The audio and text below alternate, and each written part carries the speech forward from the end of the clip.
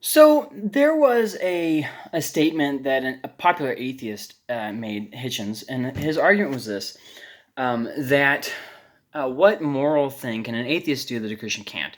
So then Mike Winger posted this video where he talked about that he would say, love God, and then I posted a video that was also talking about this, and in response to this video, which you can still see on my playlist.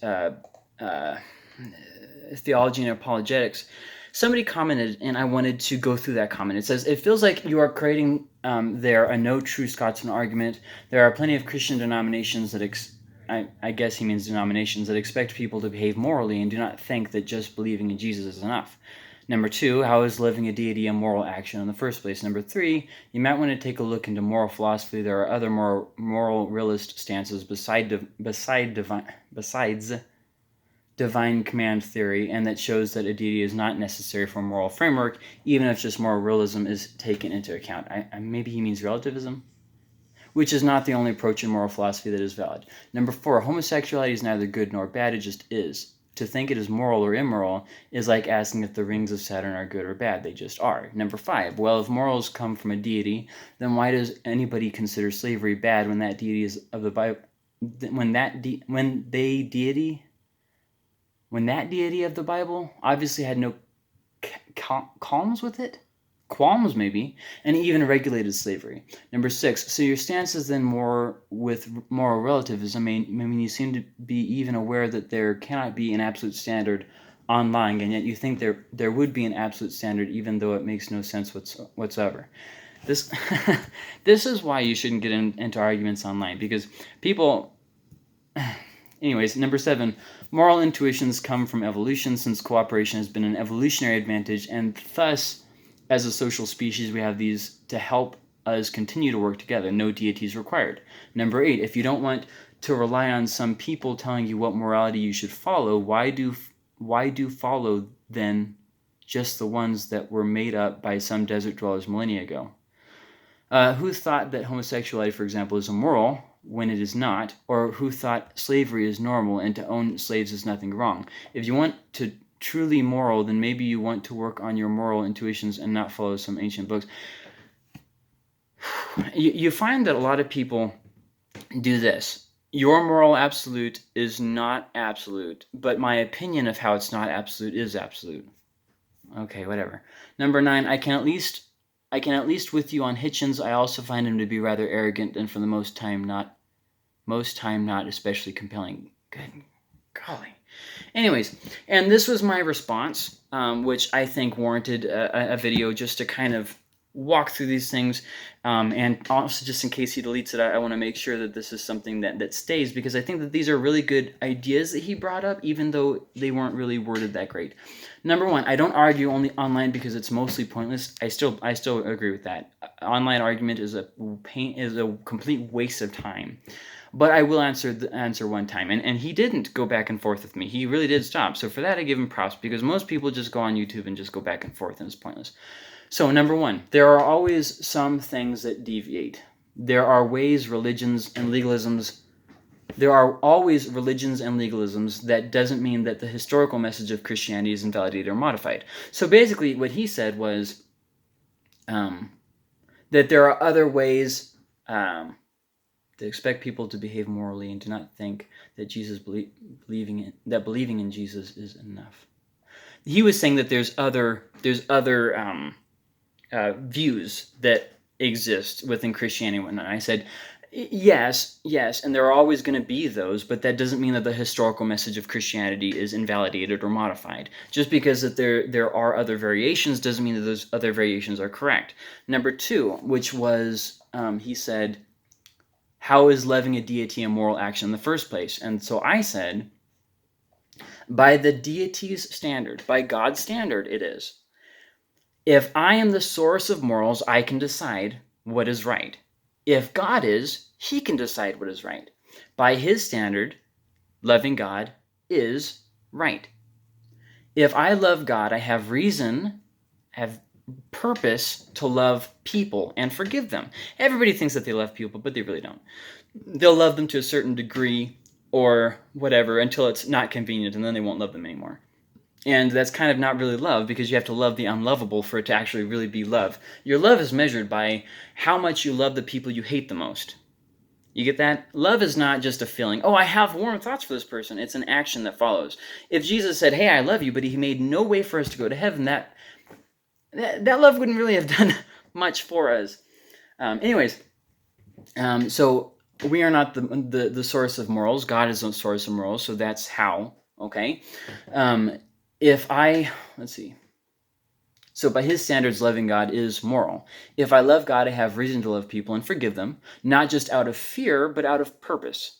Loving God is foundational to every other moral. If I don't love God, nothing else I do matters or, has any basis to it.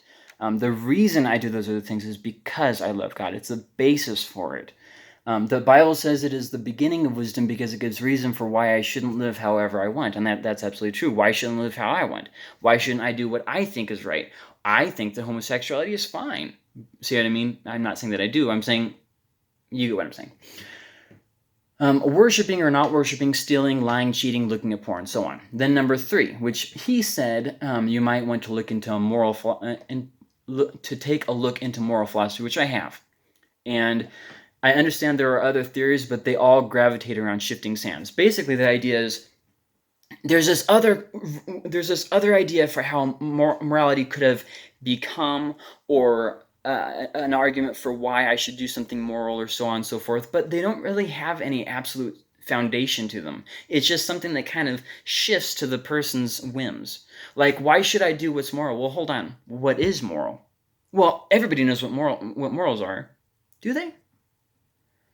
Number 4, which he said, homosexuality is neither good nor bad, it just is. And so I said, by your standards and your opinions, that's what is. There are some who think child molestation isn't wrong. It just is. Love is love. And people say this all the time, love is love, so I can have sex with animals as long as the animal's into it? Like, what? It's a completely nonsense argument. Obviously, someone has to be right, and there has to be a standard. Why should you condone your standard while I also have to condone your standard? So you're saying homosexuality isn't good or bad. Why should I have to condone your standard, which you also condone? Why shouldn't you have to condone my standard, which I also condone? Why do I have to live by your conscience while you don't live by my conscience? Who says that you are the standard? So, homosexuality isn't good or bad, it just is. Well, that's only by your own standards and your own opinions. There are some things who think, okay, I already said that. Obviously, someone has to be right, and there has to be a standard, or else there really is no standard, in which case child molestation isn't wrong. If there isn't an absolute standard, then you can't say that one thing is moral, one thing is not moral. Why should you condone your standard while I also have to condone your standard? I believe God gave sex as a gift, but gave qualifications, such as only between one man and one woman. And some people would say yes, but there are examples, and I totally admit that. The Bible gives many examples of what happens when we don't follow that standard. For instance, in Genesis, this would be a good example of this would be when the guy Jacob marries the 2 sisters. That would be an example of the Bible showing that that's not good. So yes, did it ignore the fact that people did the wrong thing? No, it accurately recorded them, but it didn't say go and do likewise. It accurately records that Judas went and hung himself, but it doesn't say go and do likewise. So yes, sex is a gift, but God did give qualifications, although the Bible does mention things. It doesn't say go and have multiple wives. And it gives us examples of what happens when we don't follow that standard, which really is all throughout Genesis. There's one part when this guy Judah goes and hires a prostitute who turns out to be his dead son's wife, and it's nasty. But anyways, so then number 5, where he says about the thing with if morals came from a deity, then why does anybody consider slavery bad? Well, and I do want to emphasize this, people make historical claims like this all the time, but it's mostly nonsense. The Bible didn't invent slavery, and humans did that all by themselves before. Just like genocide, right? People did holy war long before the Bible came around, or the Jews came around, or anything like that. Number 5, the law didn't tell what you should do, but only punishments for doing wrong. It never commanded to own slaves. But if you do it, to do it correctly. Do it in such a way where people are treated with respect, for instance. Do it where you're not beating, for instance. Do it, it gives these regulations and stuff. So it also says to love your neighbor. It also says to love your neighbor in the law. Owning a slave isn't the problem. The attitude and treatment is. Now I know that there's a lot of people who I probably just lost right there. Slavery isn't the problem. I didn't say go and own a slave. Goodness sakes. But the problem where slavery comes about is in the heart of the person. You can outlaw slavery, but if racism still exists in the heart, it doesn't matter. But then there's also another point that I want to point out right here. Back then, slavery could be beneficial and was much different than slavery today, but that is a different convo, and let me just kind of elaborate on that right now. Slavery back then wasn't as focused on racism as the issue has become in common day. Now, I'm not saying that slavery is like okay. I'm definitely not saying that. But back then, it was, if you were conquered, for instance, you could become a slave. If you owed a debt that you couldn't pay, you could become a slave. And these were ways of paying it off. Nowadays, it has a whole different idea to it. And obviously, American slavery was a lot different than biblical slavery. So let's kind of keep things in their historical context. And once again, I'm not condoning slavery. Totally not. But to think that simply taking away slaves makes somebody completely not racist is nonsense. America hasn't had slaves in years. But would you say that slavery is that racism is no longer a problem? Of course racism is still a problem. So then number 6, which he said, your stance is more with moral relativism. And I said, more important than lying is the reason for lying. Lying to save the murder of children versus lying in court to falsely accuse someone. See, is lying wrong? Yes. But if you're lying to save a child's life and to honor God, that's typically the opposite. Most people who lie aren't doing it to honor God. They're doing it to get out of something or to get back at somebody, right? But that's not the example in the Bible that was happening. One is based on love for God and people, and one isn't. And the law that overrides the law to not lie is to love God and to love your neighbor. Sometimes you have to do something that in black and white is wrong because it's right. And I know that sounds stupid, but like for instance, follow the laws of the land. That would be a Christian idea. You should follow the law of the land. But then there's sometimes when the law of the land is immoral. For instance, in the book of Daniel where he says, hey, worship this idol. So do you follow the laws of the land? Or do you worship the idol? Well, God said not to worship idols, so which one has dominance? Well, go back to the foundation of the whole law. Love the Lord your God with all your heart, soul, strength, and mind. Is it loving to God to worship an idol? No. Is it loving people? No. So that law overrides. And anybody who has studied law will tell you that there are some laws that override other laws depending on the situation. Typically, shooting somebody in the face is wrong, right? Let's say somebody is raping a woman, and then they take a knife out and stab a child to death while they are raping that woman. Would you say it would be okay to shoot that person in the head? Well, yes. Why? Because of context. Yes, there is an absolute standard, but there is also situational morality. When some things are wrong in some contexts, but not wrong in other contexts. That's just a simple fact that you should just... I don't even know why he brought that one up. Because of immoral actions, it is sometimes lawful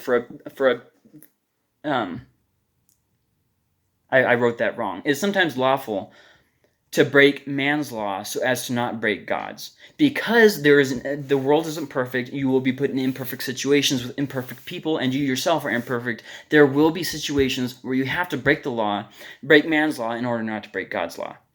That's just something that happens. That's not moral relativism. That's simply accepting that not everything happens in a vacuum, black and white. So then number 7, which he said, moral intuitions come from evolution, since cooperation has been an evolutionary advantage, which this was just so naive. That theory is very naive and disproven daily in the real world. Some things are not natural to us, like forgiving. And some things are not mutually beneficial in morals. That sounds good as a theory, that whole, we evolved to help each other out. That sounds good as a theory, but not when applied to real life. If you consider World War I, right? If you consider human history, and then to be so naive as to say, oh, well, we just evolved morality because it helped us out in the long run. What? That if you just think, there's so many examples, I can't even give one example thinking about all the examples that there are to give. That's just not how the real world works. First off, morality is oftentimes good for one person but not good for another person, like forgiving. What do I have to gain for forgiving somebody else? Well, yeah, it's true that I might not become bitter by forgiving, but ultimately, it doesn't do me any favors. And then, the whole idea about what he said there about it being mutually beneficial, and that's why we evolve morals. People oftentimes don't do things that are mutually beneficial. When somebody steals your car, would you say that that's mutually beneficial? No. They stole a car because they either want it or they need it. Either or. Number 8, which he said, if you don't want to rely on someone telling you what morality you should follow, why do you, I'm guessing you follow the ones that were made up by some desert dwellers millennia ago? First off, you're assuming that they were made up by the desert dwellers themselves. There's that important little point there. Second off, you're assuming that I'm following the laws of a person and not a god. So there is that has to be addressed. Yeah, that's assumption that has not been proven. And although, well, of course, they just made it up. Says you, why should I believe you? You're telling me not to believe the Bible, but that I should believe you. That's just nonsense. So this was my original response, though, because I believe that men wrote it down. I know what I'm trying to say, but I miswrote it here. Basically, because I believe that what men wrote down came from God. And when you compare the biblical law to the mindset and law of other people and cultures at the time, it's very obvious that it came from some other source. A good book on this, I always recommend this book all the time, although I moved my books around, I can't find it very easily anymore. But it's by Oswalt, and it's The Bible Among the Myths. Anyways, the law specifically tied how we treat people to our worship of God. In other words, how we worship God is associated with how we treat people. And had a singular view distinct from every other ancient civilization, ancient literature, attested to by the entire nation of Israel by first-hand experience with the God that I also have encountered and received peace and hope that carry me through my anxiety and depression. So basically, there were these people, first-hand encounter with this God that they claimed. All of them said this, okay? And it definitely does account for their complete change of beliefs from everybody around them. And it's something that I myself have also encountered and has changed the way I think and moved me forward. Why would Israel practice a holiday based on a historical event that never happened? Think about July 4th. What if there was no actual reason for July 4th? Why would we be celebrating it then? Moral intuitions based on what I think are moral always change and are based off of environment and temporary opinions. Basically, if I think something is moral, that idea is going to change in the future based on what environment I'm on or how I'm feeling at the time. That's not worth following. If I'm wrong, it makes no difference. If I'm right, it makes absolute difference. This argument becomes absolute in its importance once we think about it. And here I mention it, and here I didn't see this. Oswalt, which is what I just mentioned, that book I just mentioned, wrote a good book called The Bible Among Myths. Okay, good. I already mentioned it in here. Given historical accuracy and uniqueness, I believe it. But that comes down to a personal choice from experience and much study. More could be said, but this isn't the time or place. And I would absolutely agree with that. Rather than being, hell-bent against God, well, I'm just an agnostic, that's my view.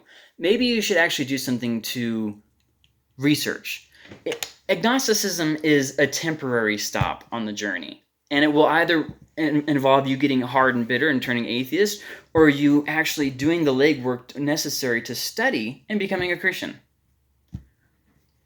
Let's see.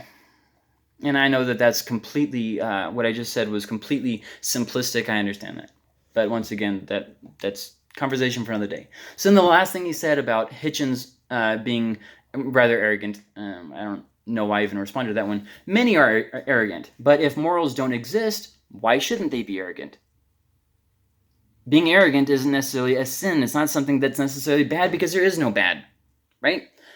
But we know that a pastor acting arrogant and a Christian acting hateful is inherently wrong. We just know that, objectively. We don't have to read the Bible and see that that's wrong. We just know in our heart they shouldn't be acting like this. It all comes down to preference. And if preference, then both of our opinions sent on this thing don't really count for much. And any effort might be undone in the future by another, so enjoy today. So that's a big sentence, and I should have separated those into different sentences. So basically what I said is, if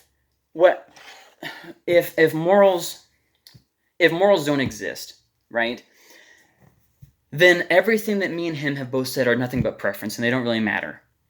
And if they are preference, then both of our opinions, they don't count for anything. And any effort I make in the future, let's say, to bring equality to people, not that that really matters, because there's no such thing as morals, so equality really doesn't matter. So I waste my whole life bringing equality to people, and who's to say that in the future someone else won't come along and undo all the things that I've done? So then why live morally? Why not just enjoy the day? And that's really what it comes down to. And then I said, thank you for your thoughtful questions. May the new year bring you greater joy than the last, and may you find God as you seek him. Blessings, friend. And I still hold on to that last part. And I just wanted to record this because this was a comment that I responded to back at the end of last year. And I think that he did have some very good questions, but I think the problem was that he went to the discussion already knowing what he believed, even though it was a very shallow thing that he knew. He knew enough to validate his view. He didn't know enough to challenge his view. And that's the problem. When we get to a place of saying, I know what I want to believe, and I'm going to follow the research so long as it leads me to the conclusion that I want to believe, that's a bad place to be in. There's a lot of Christians I know who are very mean and bitter and nasty because that's what they've done. They aren't trying to change the way that they're acting or living. They decided what they want. Right? Some of them got saved to being a Republican American. And to be a Republican American, it was necessary that they went to church. So then when COVID hit, it really wasn't a big deal. Because, hey, I'll just stop going to church. And the same thing is true for a lot of people who are atheists. They got hurt. And they found Christianity lacking. So they, instead of seeking the truth, nope, I've already decided what the truth is. And I'm just going to build a wall around that. I'm going to study everything that makes fun of Christianity, how stupid they are, with their stupid God, and whatever. But then as soon as something fractures that foundation, I mean, think about this. Sitting around all day thinking about arguments of how to tear down somebody else's belief and why you shouldn't believe in that belief, rather than living with a purpose and helping people. I mean, think about that. So I hope that this video didn't come across as mean or hateful. I'm not irritated with that guy. He asked some questions that really caused me to stop and think. And the reason why I'm posting this video is I want you to be able to share that with me and say, hey, there are loopholes to everything that somebody says, and I want to solidify my beliefs. You know, especially as a Christian, we can get in this place where we're so scared that we might fall to doubt that we don't refine our beliefs, and so we just believe this nonsense stuff, and we're not able to articulate the faith, we're not able to defend the faith, we're not able to witness to people. We just kind of live in this safe shelter, and it's not a good place to be in. So hope that this helped. Have a good New Year. Bye.